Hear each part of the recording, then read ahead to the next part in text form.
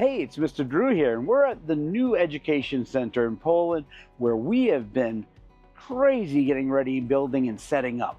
But I wanted to show you a day in life of Mr. Drew, and it's not always just playing with animals and having lots of fun with you guys. Sometimes there is odd things in work that needs to be done. So here's a little bit of what we can do. Much of the video you're going to see here, footage, is from our original center in Lewiston. So enjoy and see some of those unusual things we do that you might not realize.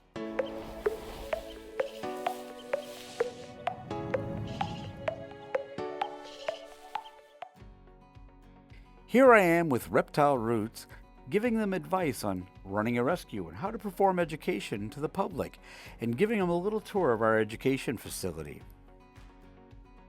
Daily routines of animals are very important. Here, my brother Peter and I are working on Scooby Blue, trimming nails and beaks. We also will work on our rabbits, lizards, snakes. Every day, we receive animals in for various reasons. Sometimes they're sick. Sometimes they're just not wanted because life happens. And sometimes they might be illegal. Here I'm walking through the center to our back quarantine room where I am going to place an animal in quarantine for further observation. In the quarantine, I will go through and check all the animals out.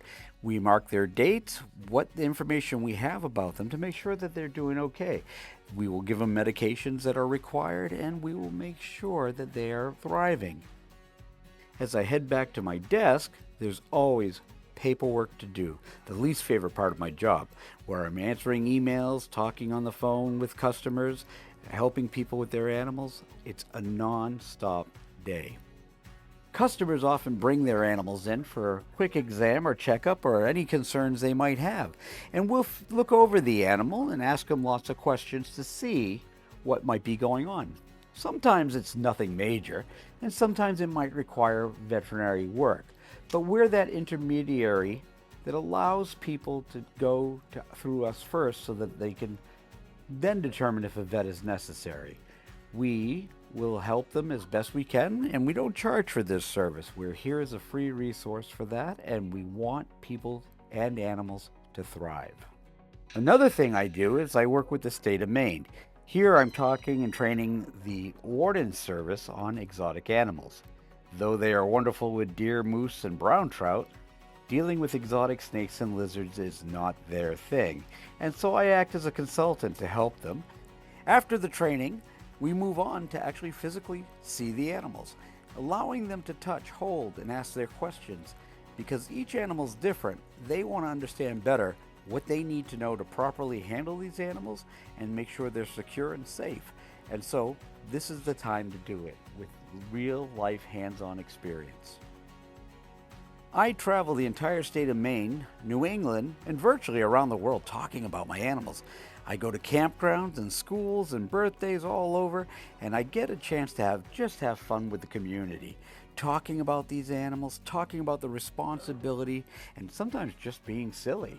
These campgrounds are often fun experience for all ages and all family. Sometimes it's like a little magic show. But the truth is, there's a lot of edutainment involved, education and entertainment at the same time. I cover all the responsibilities of learning about these animals and care and responsibility and things we need to know in a fun, fast-paced, and educational way.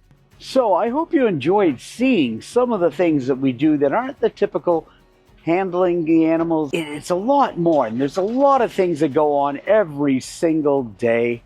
So I hope you enjoyed it, and please subscribe to our channel, turn on those notifications, give us a big thumbs up, and peace and love in these wild times.